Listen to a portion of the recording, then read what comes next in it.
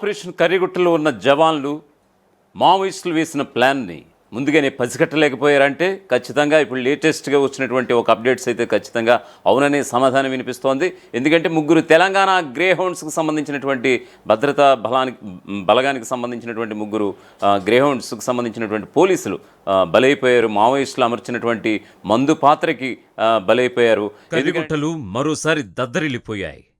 ములుగు జిల్లా Vajedu police station పరిధిలోని నూగూరు అటవీ ప్రాంతంలో అమర్చిన మందు పాత్రలను మావోయిస్టులు పేల్చివేశారు. అనంతరం కాల్పులు జరిపారు. ఈ ఘటనలో గ్రే హౌండ్స్కు చెందిన కమాండోలు వడ్ల శ్రీధర్, ఎన్ పవన్ కళ్యాణ్, టి సందీప్ అక్కడికక్కడే మృతి చెందారు. పైడిపల్లికి చెందిన ఆర్ఎస్ఐ సిహెచ్ రణధీర్ తీవ్రంగా గాయపడ్డారు. ఆయన్ను మెరుగైన వైద్యం కోసం హైదరాబాద్లోని ఆసుపత్రికి హుటాహుటిన తరలించారు. ఇదిలా ఉంటే ఇదే అటాక్లో మరో ఇద్దరు జవాన్లు కూడా గాయపడినట్లుగా సమాచారం అందుతోంది. కర్రిగుట్టల్లో చేపట్టిన కగార్ ఆపరేషన్ 18వ రోజుకు చేరుకుంది. కర్రిగుట్టలను చుట్టుముట్టిన భద్రతా బలగాలు మావోయిస్టుల కోసం కూంబింగ్ ముమ్మరం చేశాయి. ఈ క్రమంలోనే బుధవారం ఎన్కౌంటర్ చోటు చేసుకోగా భారీ సంఖ్యలో మావోయిస్టులు మృతి చెందారు. ఈ నేపథ్యంలో కూంబింగ్ కోసం వచ్చే దళాలను లక్ష్యంగా చేసుకుని ముందే అమర్చిన మందు పాత్రలను మావోయిస్టులు రిమోట్ల సహాయంతో పేల్చివేసినట్లుగా తెలుస్తోంది. 35 నుంచి 40 మందితో కూడిన మావోయిస్టుల బృందం ఇందులో పాల్గొన్నట్లుగా సమాచారం. ఈ సెర్చ్ ఆపరేషన్లో ఏదైతే జరగకూడదో అదే జరిగింది. కొద్దిపాటి ఏమరపాటు ఉన్నా కూడా ప్రాణాలు పోగొట్టుకోవాల్సిందే. ఇప్పుడు అదే జరిగింది. ఫలితంగా తెలంగాణ గ్రేహౌండ్స్ భారీ మూల్యమే చెల్లించుకుంది. కూంబింగ్లో ఉన్న గ్రేహౌండ్స్ స్థానిక పోలీసు బృందాలను మావోయిస్టులు మాటువేసి దెబ్బగొట్టారు. ఒక్క మెరుపు దాడితో మావోయిస్టులు తెలంగాణ గ్రేహౌండ్స్పై పైచేయి సాధించారు. చిన్నపాటి తప్పిదాలతో ముగ్గురు కమాండోలను కోల్పోవాల్సి వచ్చిందన్న చర్చ ఇప్పుడు తెలంగాణ పోలీస్ డిపార్ట్మెంట్లో జరుగుతోంది. తెలంగాణ గ్రేహౌండ్స్ స్థానిక పోలీస్ బలగాల కూంబింగ్పై ముందే నిఘా పెట్టిన మావోయిస్టులు అదను చూసి అటాక్ చేశారు. వారంతా ఒకే దారిలో వెళుతున్నారని తెలిసి దాన్ని ఒక పెద్ద అవకాశంగా మార్చుకున్నారు. టైం చూసి రిమోట్తో మందుపాత్రలు పేల్చేసి వెనువెంటనే తమ బందూకులకు పనిచెప్పారు. ఇప్పటి వరకు ఇలాంటి ఆకస్మిక దాడులతో మావోయిస్టులు మట్టుబెడుతూ వచ్చిన తెలంగాణ గ్రేహౌండ్స్ బలగాలకు ఇది ఊహించిన షాక్ అని అంటున్నారు. ములుగు జిల్లాలోని వెంకటాపురం, వాజేడు, పేరూరు పిఎస్ పరిధి అటవీ ప్రాంతాల్లో మందుపాత్రలు అమర్చినట్లుగా మావోయిస్టులు ఇప్పటికే ప్రకటించారు. ఆదివాసీలు, ఇతరులు ఈ ప్రాంతంలోకి వెళ్లవద్దని ముందుగానే మావోయిస్టులు హెచ్చరించారు. పోలీసుల వలలో పడి ప్రజలెవరూ కర్రిగుట్టల వైపు రావద్దని మావోయిస్టులు మరోసారి హెచ్చరించారు. ఈ మేరకు Maoist Venkatapuram, Vajedu area committee కార్యదర్శి శాంత పేరిట గురువారం ఒక లేఖ విడుదలైంది. పోలీసు బలగాల కగార్ దాడి నుంచి రక్షణ పొందడానికి కర్రిగుట్టలపై బాంబులమర్చాం. ఈ విషయం ప్రజలకు వివిధ రూపాల్లో తెలియజేశాం. అయినా కొంతమంది ఆదివాసీ, స్థానిక ప్రజలకు పోలీసులు మాయమాటలు చెప్పి నమ్మిస్తూ డబ్బులిస్తూ ఇన్ఫార్మర్లుగా మార్చుకుంటున్నారు. షికారు పేరుతో వారిని కర్రిగుట్టల వైపు పంపిస్తున్నారు. మా రక్షణ కోసం అమర్చిన బాంబులు పీలి వారు చనిపోతున్నారు. కాబట్టి ప్రజలెవరూ కర్రిగుట్టల వైపు రావద్దని విజ్ఞప్తి చేస్తున్నామని ఆ లేఖలో పేర్కొన్నారు. ఆపరేషన్ కర్రిగుట్టలో ఉన్న జవాన్లు మావోయిస్టుల ప్లాన్ను పసిగట్టలేకపోయారు. మందుపాత్రకు ముగ్గురు గ్రేహౌండ్స్ పోలీసులు బలైపోయినట్లుగా తెలుస్తోంది. అంతేకాదు వెనక్కి వెళ్ళిపోండి, కర్రిగుట్ట వైపు రావద్దని మావోయిస్టులు హెచ్చరికలు కూడా జారీ చేశారని సమాచారం. అయితే దీనికి సంబంధించి అధికారిక ప్రకటన రావాల్సి ఉందనేది మనకి ప్రస్తుతం ఒక వార్తగా ఇప్పుడు మనం చెప్పుకొస్తున్నాం. ఆపరేషన్ కర్రిగుట్ట 18వ రోజుకు చేరుకుంది. అయితే ఆపరేషన్ నువ్వా నేనా అన్నట్లుగా సాగుతోంది. పోలీసులు టార్గెట్గా మందుపాత్రలను ముందే అమర్చిన మావోయిస్టులు అదిని చూసి రిమోట్తో వాటిని పేల్చేశారు. సో ఆపరేషన్ కర్రిగుట్టలో 18వ రోజు ముగ్గురు జవాన్లు మందుపాత్రకు బలైపోయారు. సెర్చ్ ఆపరేషన్లు ఒకే దారిలో గ్రేహౌండ్స్ అలాగే స్థానిక పోలీసులు వెళ్లడంతో టైం చూసి మావోయిస్టులు అటాక్ చేశారు. రిమోట్ల సాయంతో మందుపాత్రలను పేల్చేశారు. అంతేకాదు మందుపాత్రలు పేల్చిన అనంతరం వెనువెంటనే కాల్పులకు కూడా తెగబడ్డారు. పోలీసులపై కాల్పుల టైంలో 30 నుంచి 40 మంది మావోయిస్టులు ఉన్నట్లుగా కూడా అనుమానాలు వ్యక్తమవుతున్నాయి. మావోయిస్టుల ప్రతీకార చర్యకు ముగ్గురు గ్రేహౌండ్స్ పోలీసులతో పాటు ఓ ఆర్ఎస్ఐకు తీవ్ర గాయాలయ్యాయి. ఇదిలా ఉంటే మావోయిస్టుల కోసం అనువనువు జల్లెడ పడుతున్న భద్రతా దళాలు టైం చూసి అటాక్ చేస్తుండటంపై ఆపరేషన్ మానిటరింగ్ చేస్తున్న అధికారులు సైతం తలలు పట్టుకుంటున్నారు. ఎస్, ఖచ్చితంగా ఇది నిన్నటితో చూసుకుంటే 18 రోజు పూర్తయింది. ఈ 18 రోజుల్లో చూసుకుంటే కనుక నిన్నగాక మొన్న ఒక 26 మంది మావోయిస్టులు మట్టుపెట్టినటువంటి జవాన్లు ఖచ్చితంగా ఇది ఒక విజయంగా భావించినటువంటి సందర్భాన్ని అనుకునే టైంలోనే అదును చూసి మళ్ళీ వాళ్ళు అటాక్ చేస్తుండడాన్ని వాళ్ళు నిజంగా ఈ ఆపరేషన్ ఎవరైతే మానిటరింగ్ చేస్తున్నారో వాళ్ళు కూడా తలలు పట్టుకుంటున్నటువంటి పరిస్థితి. కర్రిగుట్టలో మరోసారి దద్దరిల్లై ములుగు జిల్లా వాజేడు పోలీస్ స్టేషన్ పరిధిలోని నూగూరు అటవీ ప్రాంతంలో అమర్చిన మందు పాత్రలను మావోయిస్టులు పేల్చేశారు. అనంతరం కాల్పులు జరిపారు. ఎస్, వాజేడు పోలీస్ స్టేషన్ పరిధిలోని నూగూరు అటవీ ప్రాంతంలో ఈ బ్లాస్ట్ అయితే జరిగింది. ముందుగానే మందు పాత్రల్ని అమర్చిపెట్టామంటూ కూడా ముందు నుంచి హెచ్చరిస్తూ వస్తున్నారు మావోయిస్టులు. అలాగే ఆదివాసీలు, అలాగే స్థానిక ప్రజలు ఎవరు వెళ్ళకూడదంటూ గడిచిన 2 వారాలుగా వాళ్ళు చెప్తూ ఉన్నటువంటి పరిస్థితి. దీనికి సంబంధించి మావోయిస్టుల నుంచి కూడా ఒక లెటర్ కూడా రిలీజ్ కూడా అయ్యింది. ఈ ఘటనలో గ్రీహౌండ్స్కు చెందిన కమాండోలు వడ్ల శ్రీధర్, ఎన్ పవన్ కళ్యాణ్, టి సందీప్ అక్కడికక్కడే చనిపోయారు. పైడిపల్లికి చెందిన ఆర్ఎస్ఐ సిహెచ్ రణధీర్ తీవ్రంగా గాయపడ్డారు. ఆయన్ని మెరుగైన వైద్యం కోసం హైదరాబాద్లోని ఆసుపత్రికి హుటాహుటిన తరలించారు. ఇదిలా ఉంటే అటాక్లో మరి 2 జవాన్లు కూడా తీవ్రంగా గాయపడినట్లు కూడా సమాచారం అందుతోంది. కర్రిగుట్టలో చేపట్టిన కగార్ ఆపరేషన్ 18వ రోజుకు చేరుకుంది. కర్రిగుట్టలను చుట్టుముట్టిన భద్రతా బలగాలు మావోయిస్టుల కోసం కూంబింగ్ ముమ్మరం చేశాయి.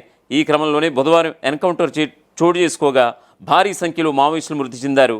ఈ నేపథ్యంలో కూంబింగ్ కోసం వచ్చే దళాలను లక్ష్యంగా చేసుకుని ముందే అమర్చిన మందు పాత్రలను మావోయిస్టులు రిమోట్ల సహాయంతో పేల్చివేసినట్లుగా తెలుస్తోంది. 35 నుంచి 40 మందితో కూడిన మావోయిస్టుల బృందం ఇందులో పాల్గొన్నట్లుగా సమాచారం అందుతోంది. ఈ సెర్చ్ ఆపరేషన్లో ఏదైతే జరగకూడదో అదే జరిగింది. కొద్దిపాటి ఏమరపాటు ఉన్నా కూడా ప్రాణాలు పోగొట్టుకోవాల్సిందే. ఇప్పుడు అదే జరిగింది. ఫలితంగా తెలంగాణ గ్రేహౌండ్స్ భారీ మూల్యం చెల్లించుకుంది. కూంబింగ్లో ఉన్న గ్రేహౌండ్స్ స్థానిక పోలీసు బృందాలను మావోయిస్టులు మాటు వేసి దెబ్బకొట్టారు. ఒక్క మెరుపు దాడితో మావోయిస్టులు తెలంగాణ గ్రేహౌండ్స్పై పైచేయి సాధించారు. యాక్చువల్గా చెప్పుకోవాలంటే 2014లో తెలంగాణ విభజన అనంతరం, ఉమ్మడి ఆంధ్రప్రదేశ్ విభజన అనంతరం ఫస్ట్ టైం తెలంగాణ గ్రేహౌండ్స్పై తెలంగాణ మావోయిస్టులు పైచేయి సాధించారనేది ప్రస్తుతం ఇప్పుడు మనం వార్తగా చూస్తున్నాం. చిన్నపాటి తప్పిదాలతో 3 కమాండర్లను కోల్పోవాల్సి వచ్చిందన్న చర్చ ఇప్పుడు తెలంగాణ డిపార్ట్మెంట్లో అయితే, పోలీస్ డిపార్ట్మెంట్లో అయితే జరుగుతోంది. తెలంగాణ గ్రేహౌండ్స్ అలాగే స్థానిక పోలీస్ బలగాల కూంబింగ్పై ముందే నిఘా పెట్టిన మావోయిస్టులు అదిను చూసి అటాక్ చేశారు. వారంతా ఒకే దారిలో వెళ్తున్నారని తెలిసి దాన్ని ఒక పెద్ద అవకాశంగా మలుచుకున్నారు మావోయిస్టులు.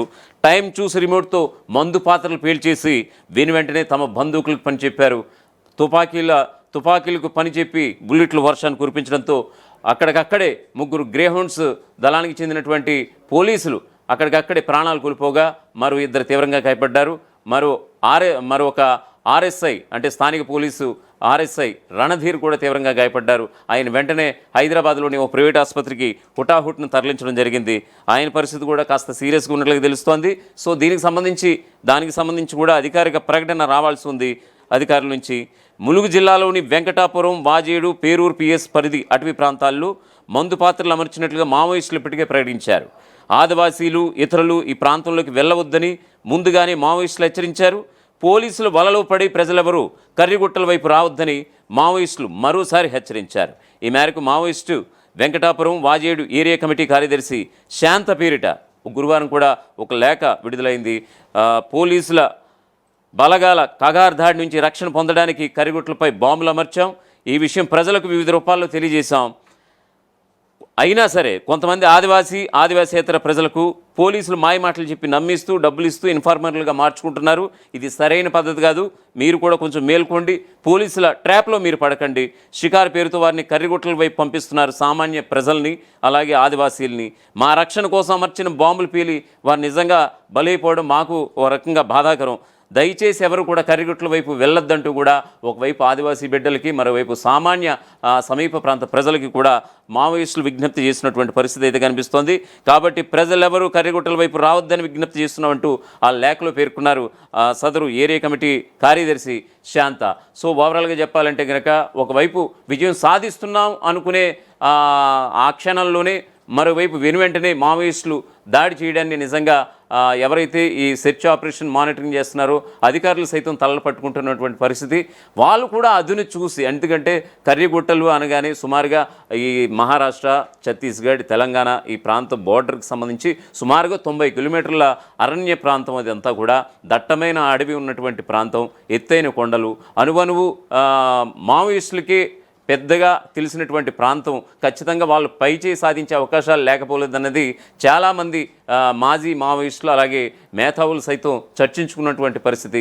ఎస్, ఖచ్చితంగా అదును చూసి దెబ్బ కొట్టారంటే కనుక ప్రస్తుతం ఇప్పుడు మనం చూస్తున్నటువంటి బ్రేకింగ్ న్యూస్కి అది ఒక ప్రధానంగా తెలుస్తున్నటువంటి సందర్భం అయితే మనం చెప్పుకోవచ్చు. ఎవరైతే ఇప్పుడు తెలంగాణ గ్రేహౌండ్స్ అలాగే స్థానిక పోలీసులు ఇద్దరూ కలిసి ఒక గ్రూప్గా ఒకే దారిలో వెళ్తుండటాన్ని ముందుగానే మావోయిస్టులు పసిగట్టి వాళ్ళు ఎప్పుడో ముందుగానే ఏర్పాటు చేసుకున్నటువంటి మందు పాత్రల్ని అదును చూసి రిమోట్తో పేల్చివేస్తున్నారు. తద్వారా ఇటు ఎవరైతే కూంబింగ్లో ఉన్నారో ఆ జవాన్లు కూడా ప్రాణాలు కోల్పోతున్నటువంటి పరిస్థితి. గడిచిన 2 రోజుల క్రితమే ఒక జవాన్ కూడా ఇదే మందు పాత్రకి బలైపోయినటువంటి పరిస్థితి అయితే మనం చూసాం. సో ఓవరాల్గా చెప్పాలంటే అనువనువు వాళ్ళు ఎక్కడ నక్కున్నారనేది కూడా తెలియనటువంటి ఈ సందర్భాన ఇప్పుడు జవాన్లు ఏదైతే ఏమరపాటుగా ఉన్నా కూడా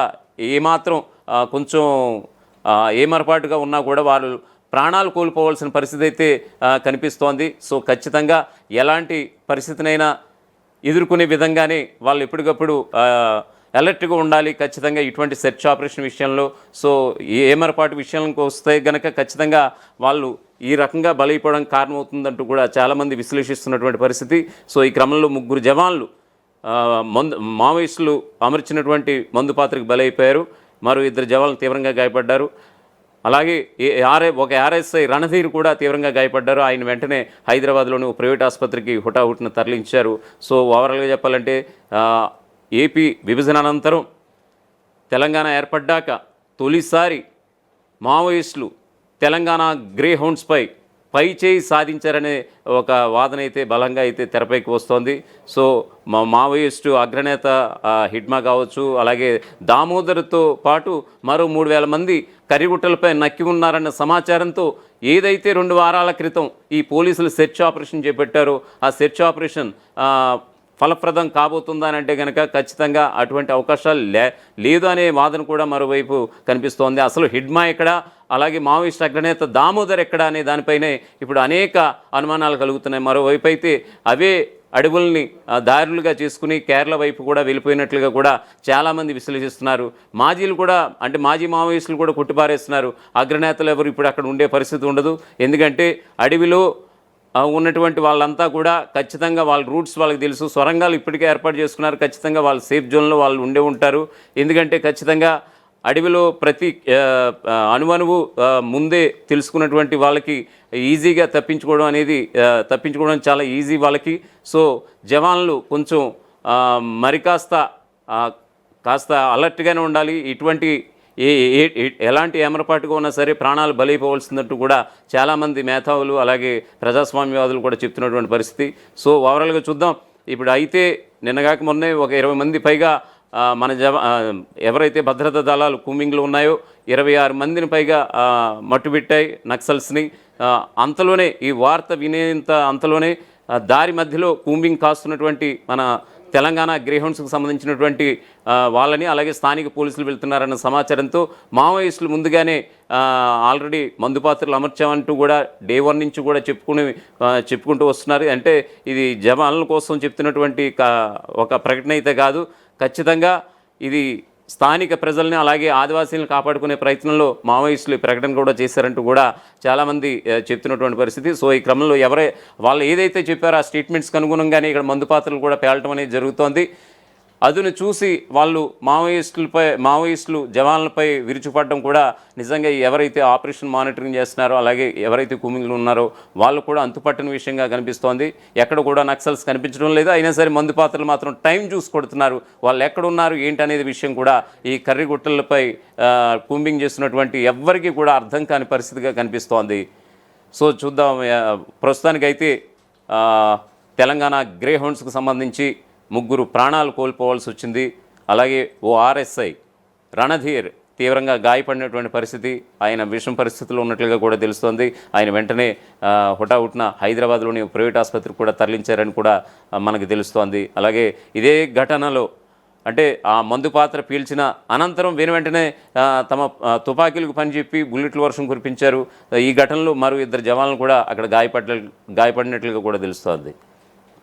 ప్రపంచంలో ఏ మూల ఏ క్షణం ఏం జరుగుతుందో వేగంగా తెలుసుకోవడానికి తొలి వెలుగు వాట్సాప్ ఛానల్ని ఫాలో చేయండి.